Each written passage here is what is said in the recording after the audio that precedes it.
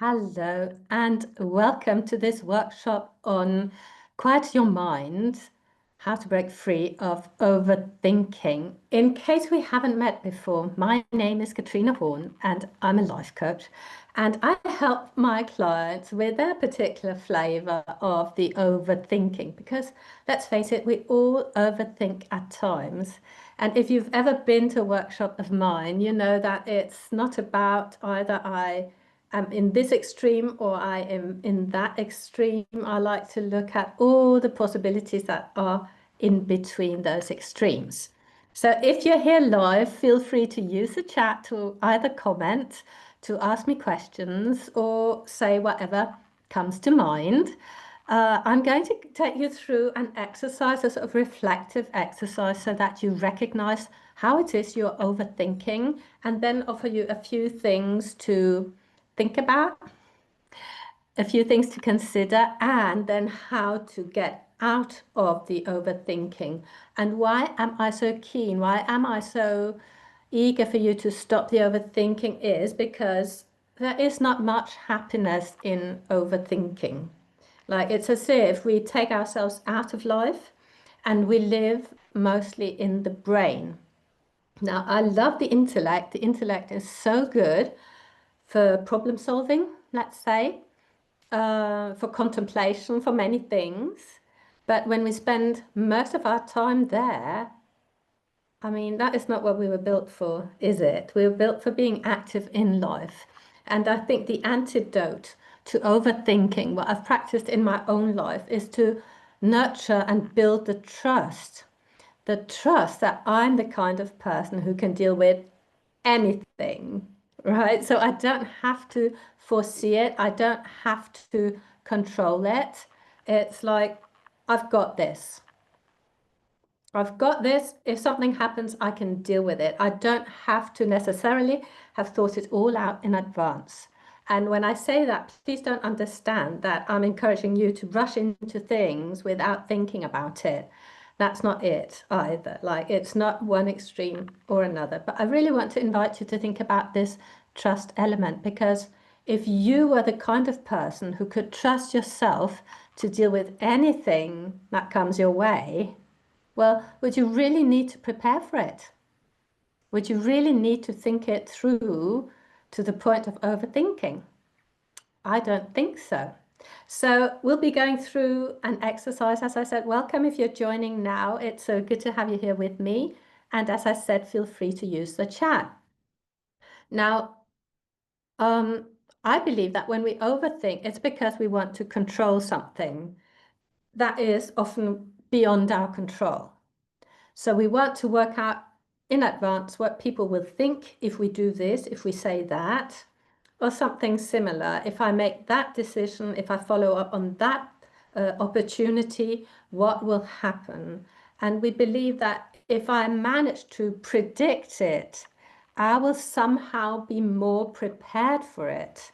And of course, there is something to be said about preparation, but not in all situations. And this is going to be apparent as I take you through the exercise I've prepared for us.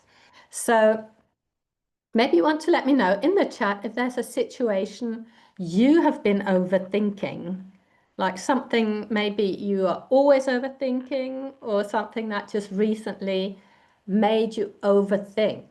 So by overthinking, I mean you go into a mental loop where you've got like an obsessive thought that you're trying really to grapple with, that you're trying sort of to find the answers for, knowing that there are no answers because you cannot actually control it.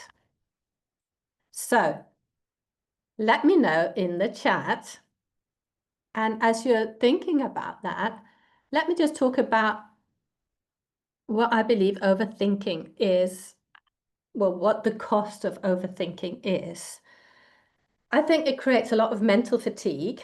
And people come to me saying, I'm just so tired. I've got no energy. Well, where are you spending your energy is what I'm saying. I mean, how many thoughts are you creating every day?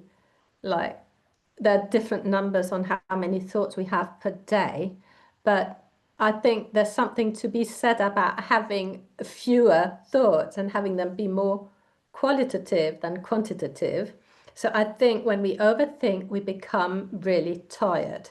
I think it nurtures indecision. So as long as we haven't quite stopped thinking about it, we can't make a decision, can we?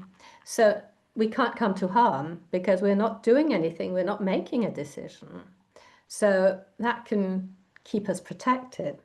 I think it fosters anxiety because we are looking at everything that could go wrong. Disconnection, disconnection from, I would say, life. Because as long as we're in our minds, we're not living. We're living this sort of pretend life in our mind. And that is not what we were built for, as I said. So unless you have got any present comments or questions, I think I'll just take us through an exercise to make this more real. So I'm planning on having this workshop last for half an hour. So it'll be quite brief, but I really want it to be something that you can come back to via the replay and you can go over in case there's something that you really want to deepen for yourself. So here are a few examples of what kind of overthinking could be going on in your mind. And if you feel brave, you can put it into the chat, number 1, 2, 3, 4, 5, going up to 10, to see if there's any of these situations that seems to sort of encompass or encapsulate your particular brand of overthinking. Could be something about what you said, you told a colleague, that's an interesting idea. And now you keep replaying it and worrying about how it came across. That's number 1. Number 2, and you can have more, you can have up to 3 we can work with. Let's say you were offered a promotion that required you to move away, and you imagine every possible regret or catastrophe that could come from that. Or, again, about what you said, hosting a dinner, you said something, somebody had like a reaction, perhaps they laughed really loudly at what you said, and you thought, oh, what did I say? And then you keep the next day thinking it over and over. Or you sent a short email and you can't stop imagining that it came across as unprofessional or lazy or rude or something like that. So you keep wishing you hadn't sent it, you keep going over the content, you keep explaining it. Or what happens so often with this era of social media is that we see a friend doing something, having something, enjoying something, and we instantly feel left behind. That's number 5. Then we've got number 6 is you present it in a meeting, and then you start thinking about everything that went wrong, everything that wasn't perfect. And goodness knows, I used to do that because I used to be a musician. So I was on stage, I would play concerts. And after the concerts, what did I go over? I went over what went wrong. And I don't think I'm the only person to have ever done that. Maybe that's you too. So for the moment, we're not trying to change it, we're just noticing. Number 7 is when you anticipate, let's say, a family meeting or gathering, and you rehearse all the usual arguments and what you're going to say this time to Uncle John, who says this, or you're preparing for possible conflicts or having to stand your ground or telling people the truth or something like that, and you obsess over it. Number 8 is you said something in the past and you think it may have offended somebody, and you keep replaying ways of sort of apologizing or making it okay with that person again. Number 9 is contemplating a life decision. So marriage, change of jobs, taking a course or moving to Spain or something like that. And you can't stop imagining the worst case scenarios. Or the last one, you've finished a productive day, but you feel like you're not doing enough, you're not achieving enough, you're not being enough. So those were just 10 sort of examples that could have more or less to do with your special brand of overthinking. And I'll just ask for you for the moment to notice, have you got any kind of scenario that you have a tendency to always do? One or two or three? Don't choose too many because we'll be working with it. So we're just creating awareness around it. So if you want to share in the chat, feel free. If not, I will talk you through it. Well, I will talk you through it whether you share or not. But if you want to create awareness for yourself, just choose one, two, or three.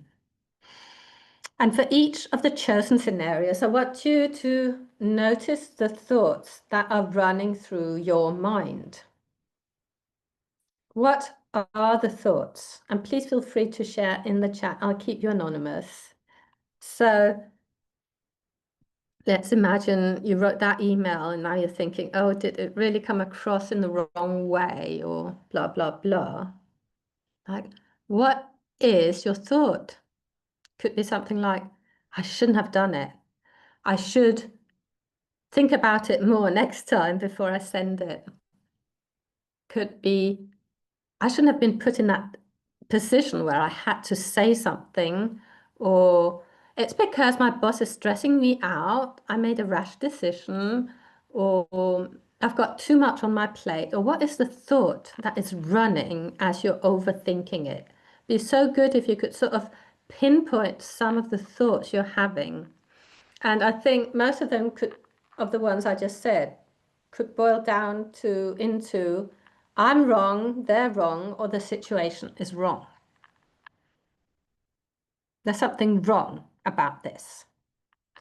And of course, we can make mistakes, but I don't think we as human beings can be wrong.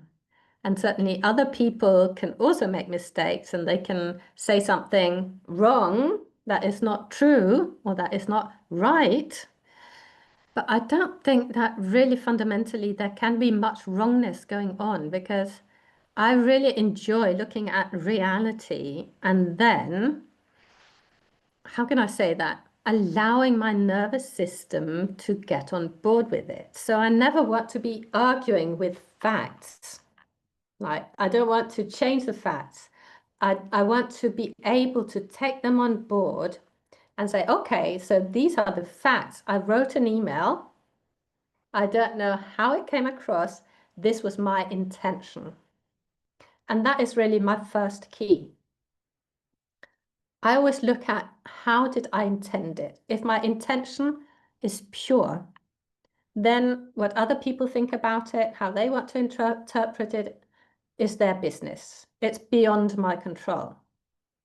So if I said something that was a little bit on the edge, then, well, so be it. For me, the intention was perhaps to state the truth or to get to the truth or to find out, or if my intention is never to hurt, never to do wrong, or never to be in any way harmful to anybody, if my intentions are always pure, then however I come across is just a detail. And I really believe that. I don't know whether you agree with me. But I really do think it's a detail. So we've got, lately I've been thinking about how we'll fill into my coordinator's position when I don't have the background for the job. Yeah. It can be overwhelming. Of course it can. Of course it can. I'm often second guessing yourself. Yeah. It's a decisions. It's difficult to make decisions from overthinking. Yes. So I hope that I will have a few pointers for you today that you can start practicing. And when I say practicing, I really mean practicing because there is no one thing that you will do today that will completely change your overthinking. There is no one thing. It's something that you will have to practice yourself out of. It's like a skill, and it is a skill, and you can absolutely learn it. So thank you for saying that. So can I just point out that overwhelm is when we don't believe we are capable. So what would be different if you were open to the possibility of you being more than capable. So it's not about being able to foresee what will happen or what will come along. It's being the person who can absolutely deal with anything that comes your way, perhaps not perfectly, but well intentionally, if that's a word. Coming back to this idea of my intention is. So having a new job and feeling, oh, maybe I took on too much, maybe it's too much for me. I would look at, is it my boss? I'm thinking, oh, they are expecting too much of me. Then I would address that thought. And if it's about me, am I capable of doing it? I would address that thought. So there can be several pieces to it. Overthinking it is not a solution. Of course, if we are thinking to find a solution, well, then that is all well and good. If that's your case, whatever you're overthinking, I would take out my timer on my phone. I would give myself 1 or 2 minutes on my timer and I would think it through. Once I'd thought it through, I would stop thinking about it. And I'm coming back to how you can do that. I just want to continue with our exercise. So once you have sort of pinned down the thoughts that are running through your mind specifically, feel into your body and let's go into your physical sensations in your body. What are you feeling as you are thinking those thoughts? Could be tension in your shoulders, in your stomach. It could be a tight chest or a shallow breath, something physical. Could be a knot in your stomach. It could be a headache coming on. What are the physical sensations? So you've got your thoughts, you've pinpointed, pinned down, identified, maybe would be a better word, your thoughts. And now you're being curious about your physical reactions. What are they? What is your body doing during all of that? And the advantage of sort of dialing into your body, feeling into your body is that it takes you out of your mind. So you've done the thinking bit, you've pinpointed your thoughts, now you're in your body and you're bringing your awareness into your body so it will have to loosen its grip on your mind. And the third thing we want to be aware of are the emotions that this all triggers. Could be anxiety, and it often is, guilt, frustration, even shame, upsetness, sadness, frustration, did I say that already? Disappointment, whatever it is. And just notice that you don't have to fix it. We're just sort of noticing it when your mind starts to spiral.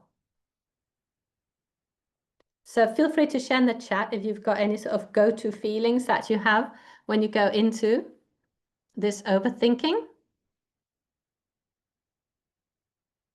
Yes, you know more than you realize. Of course you do. I think, yeah, I would just go with that thought. Knots in the throat, jaw tightness, yes. Yes, yes, yes. I certainly have had that. I think we all have. So good to notice how your body reacts to this. So let me just pull up my notes. Once you've identified your thoughts, the physical sensations and the emotions that this have triggered, I would like to sort of check in with you and ask you, how likely is this that the worst case scenario that you are imagining, how likely is that really to happen? And it could be like, oh, 50%. And so what your task is, whatever percentage it is of this worst case scenario to happen, well, is to come to okayness with it.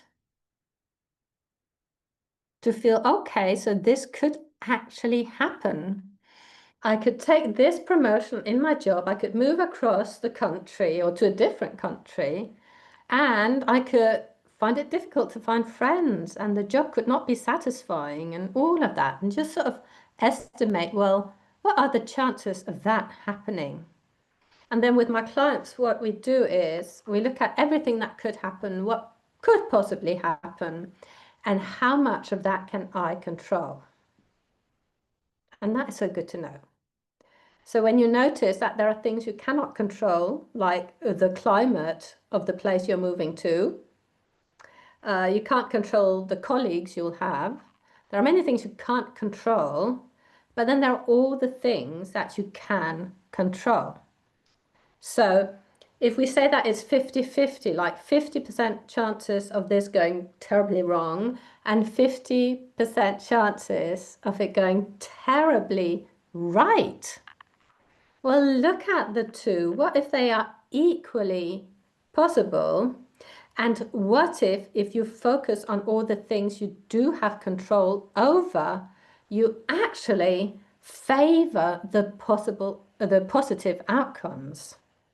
What if actually you could augment the chances of a positive outcome by the actions you take? Like, I won't have any friends. Well, actually, perhaps I could do something to make friends, as an example. So you actually skew the whole thing in your favor by taking control of what you can control, and you don't ignore what you don't control, but you're not trying to control it. Does that make sense? So the first question to ask yourself is, how likely is it that the worst case scenario actually happens? And then to accept, well, things could go wrong, but here's everything that could go right.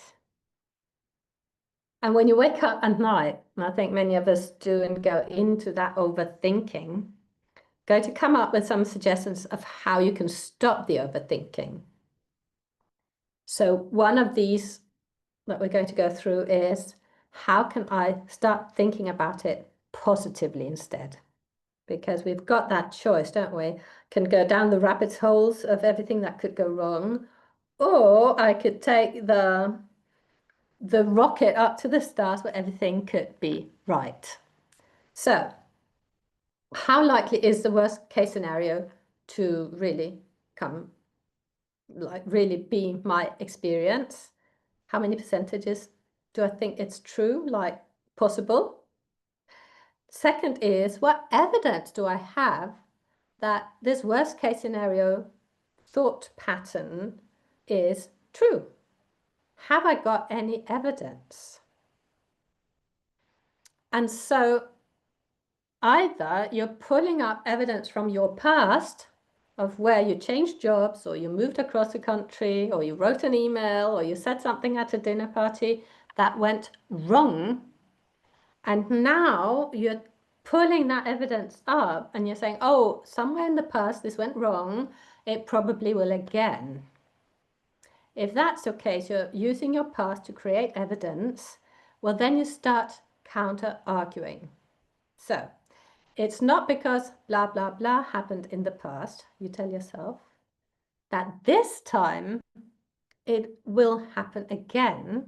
And so you can take the time to write down 10 ideas of how something you do differently, something you think differently, something you can be differently, that will change the outcome. That will again stack chances in your favor. So just notice that this is also thinking, but it's thinking constructively. You've put your mind on a task, and it will have to do the task. It can't go down the rabbit hole of uncontrolled thoughts. You're telling it what to come up with, reasons why this time it will be different. And the third thing I want to suggest is that you look at what actually am I, oh no, I forgot about the past. If you're not pulling evidence up from your past, you might be looking at all the other scenarios of where it had gone terribly wrong for other people. And again, tell yourself why you won't let that happen. Make a list, be really, really sort of project management about it, like be really, really constructive, and don't let your mind run away. It's like we're on this task, we're coming up with 10 reasons why this won't happen to me, because this is what I'll think, this is what I'll do, this is whom I'll be, or whatever you can come up with. You're creating evidence, not from your past, not from what's happening for other people. You're coming up with something that could be true for you. And even stacking chances in your favor by taking proactive action or taking adequate action once you're in that situation, becoming the person who can take anything, right? So the third thing is, what might you be ignoring that could push everything into a more balanced perspective? And by that, I mean, you could look at strengths you've got, like you could be an outgoing person, or you could be a sincere person. You could be really good at what you do. You could be competent. You could be intelligent. You could be smart. You could be somebody who figures things out. You could be so many things that would also stack things in your favor. And if you like, you can write down a few of these things either on a note paper or in the chat. So let me have a look at the chat. 50% I need to remember that you will do your best and not worry about their reaction. Well, yes, I think that's again an intention. If we intend to do our best, what could people reproach us with? I really don't know. I really don't know. I did my best. My best is never perfect, but it's always genuine. Is what I like to say myself. I'm never perfect. I let go of that perfection a long time ago. It didn't feel good, so I put it down. And so what I'm telling myself now is, if it's genuine and if it's my best in this situation, well, then I can't really, that can't be held against me, if you see what I mean.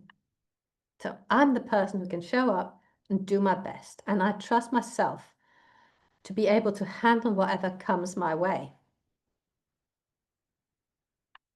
So moving on with the exercise, whatever you are overthinking, I would love for you to create a distance between what you think and who you are, because you are not your thoughts. And as I said last week, you are not your emotions. So if we can create a little bit of distance between us and what we think, so we don't identify with our thoughts, we are aware that, oh, this is something I'm thinking, it is not me, then we are already halfway there. So what I like to do is to name the thoughts that are habitual. And if you've got a thought that is reoccurring, if you've got something you overthink all the time, like it could be an argument you had with your mum. Let's say you're overthinking an argument you have with your mum and you keep thinking, oh, she should understand me. I'm always doing my best and she's not appreciative, or if only she blah, blah, blah. You've got a lot of thoughts around that you keep thinking on repeat. Now, to stop it, I would suggest that you name it. And you can name it something really funny like Carlos. Oh, I'm thinking Carlos again. And that can interrupt it. So you're identifying the habitual thoughts you're having. You could have several themes. You could have the thoughts you think about your mummy, your mother. You could have the thoughts you think about your boss, the thoughts you think about somewhere in the past where this person said something to you. You could have names for all of them, and then you can just name them when they come up. So you notice yourself going down the rabbit hole of whatever your mother is or what you think of her. So you catch yourself in that moment and you distance yourself by calling it Roger, say, or Alicia, or whatever. So you name it. If you don't want to be silly like that, you could just say, overthinking. I'm about to go overthinking. Oh, I just caught myself overthinking. So to interrupt that, you could really, really just take 3 breaths in and out, going into your body, as I suggested earlier, really sort of noticing, oh, where is that sort of thought coming up for me? What's happening physiologically in my body? Is there a knot? Am I feeling tightness? Have I got that knot in my throat or in my stomach? Or what's going on in my body? Breathe in and breathe out. And I'm sort of closing my eyes because I find it easier to focus on my body when my eyes are closed. So that could be something you practice too, just to interrupt. So your first task is really to interrupt. Is that clear? So you're not yet changing anything, you're just interrupting. That's a good idea. Yes, thank you. Yes, and I just think we're so good at thinking about, well, what if this goes wrong? And I like to think about, what if this goes absolutely right? I love that. So my favorite quote, I think, is by Erin Hansen, who said, her quote is, what if I fall? And it goes on, oh, but darling, what if you fly? And we're so good at noticing what could go wrong, and we are not so practiced at noticing what could go right. Right? And that's so good to know that things could equally well go right. So once you've managed to stop whatever rabbit hole you were going into by naming it, by breathing and bringing your attention to your body, now if you want to reinforce that, I always recommend moving your body. And what I will do for myself is that I will get up from wherever I'm sitting or lying or whatever. I will interrupt it like physically by moving. And then I like to put my mind on something else. So either I go into problem solving, which was my example of making a list of 10 reasons why this would be different. But I don't like to stay in my mind. I find that really difficult. So I will go and, let's say, play the piano, because I will be moving, coordinating my body, like my fingers. I will be using my mind on a very specific task, and I can't be thinking about this overthinking thing when I'm playing the piano, because my mind and body are elsewhere, if you see what I mean. So that is really, really good to start off with, to interrupt onto something different.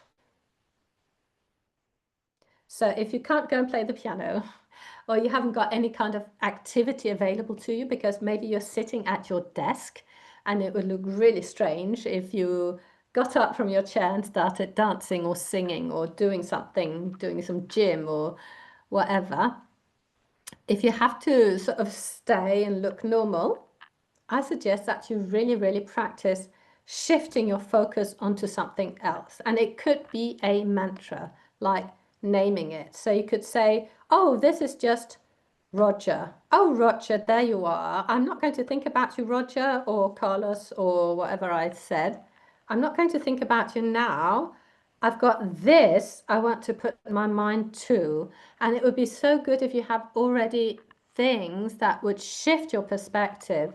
I find that listening to music could shift the perspective.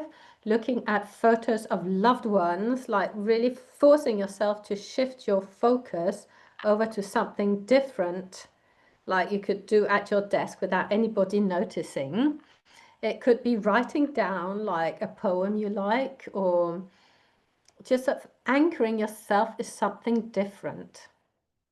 That could be a really sort of unobservable thing that you could switch into that wouldn't look strange. Yeah. So I wonder if my habitual thought comes from a time in grade school where the teacher had embarrassed me. Yes, probably. Like that is one of them. And then many more. Right? Many, many more. Going for walks helps. Yes. fresh air and walks. So I can also ruminate when I go for a walk.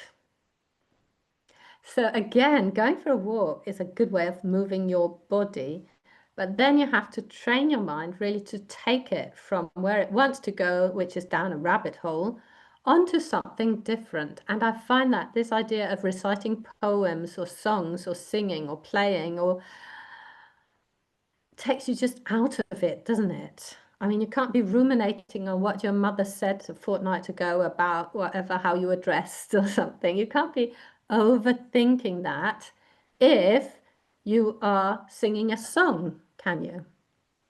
So it's about finding somewhere to take your mind that is not ruminating. So by all means, go for a walk, if possible. Make sure it's not another opportunity to think it through. So there's a thinking we do to problem solve, and then there's a thinking we do that is just the habitual overthinking. We've been doing it. Yesterday we had the same thoughts the day before, and blah, blah, blah. It's never ending. So think about what would suit you. And then I like to ask myself a lot of coaching questions. And one of them is, if I trusted myself, if I trusted myself, and then I would sort of describe the situation, what then? What would that look like? What would I be thinking? How would I be feeling? So depending on whether what you're overthinking is in the past or it's something you're apprehensive of in the future, it would be different, right? So if you're trying to make a decision about what to do next, really think about or feel into, well, if I trusted myself, if I really deeply trusted myself, if I knew that I was the kind of person who could absolutely do this, then what? Because the truth is, with this overthinking, it really robs us of a lot of opportunities in life. And it really robs us of this living. Because notice it's either about the past or the future, and it's very rarely about the here and now. So what I'm going to suggest next is that you take yourself into this here and now. What can I do here and now to be present in the here and now? And that is when it's so good to connect to your senses.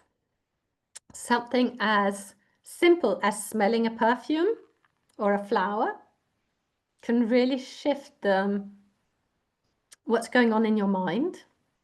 Touching something soft like petting your cat or touching something that you enjoy touching or listening to music, using your body,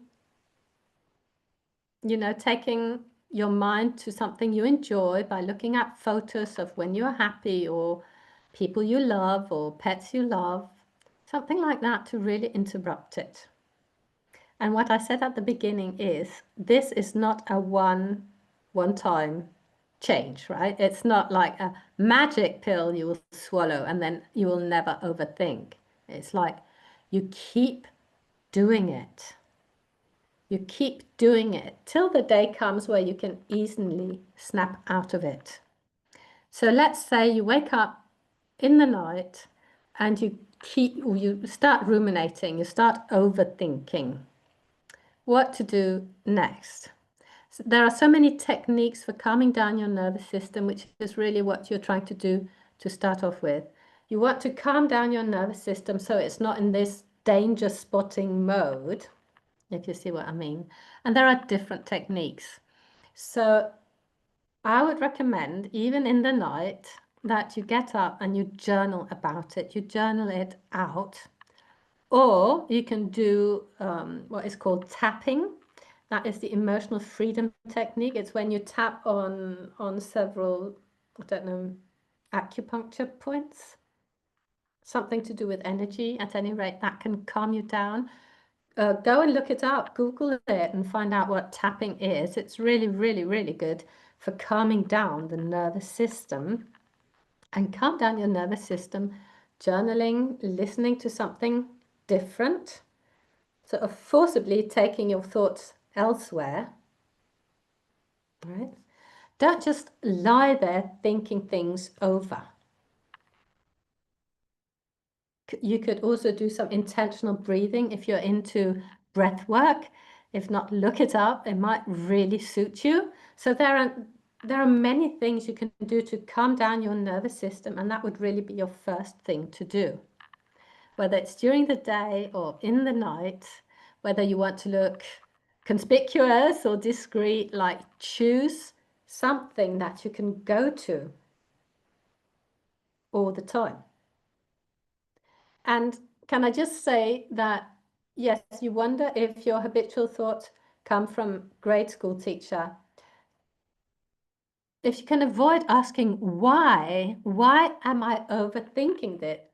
It would be great, because why is a question you can't necessarily answer. You can always answer how and what. You can say, what am I overthinking? Name it, create distance between you and the thought. I'm not my thoughts, I'm not my feelings.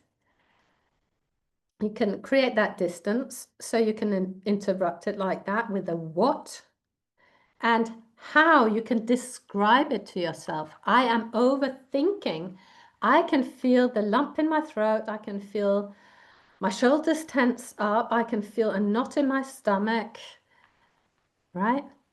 The how is I go into overthinking. When you start asking yourself why, you're just off into a different rabbit hole.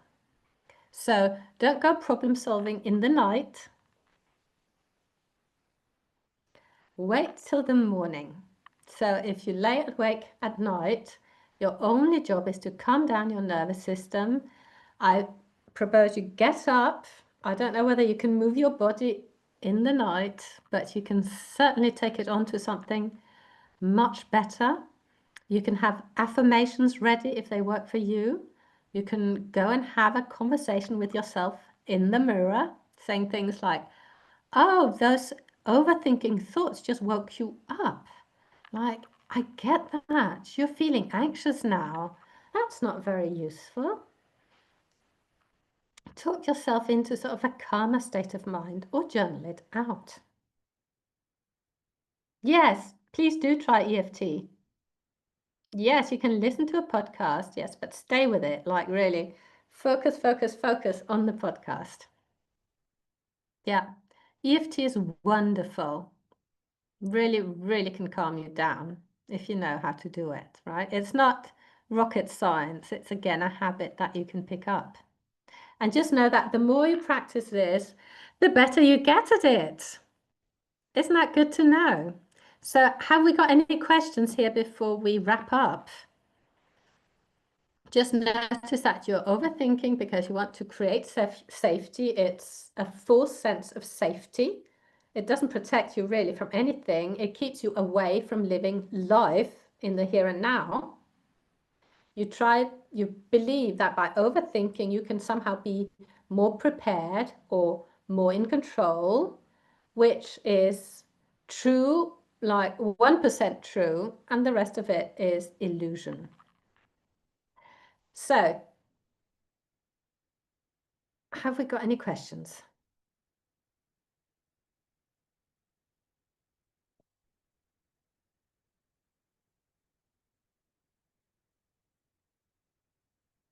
Okay. Thank you. Thank you for your kind words. So please go away and practice.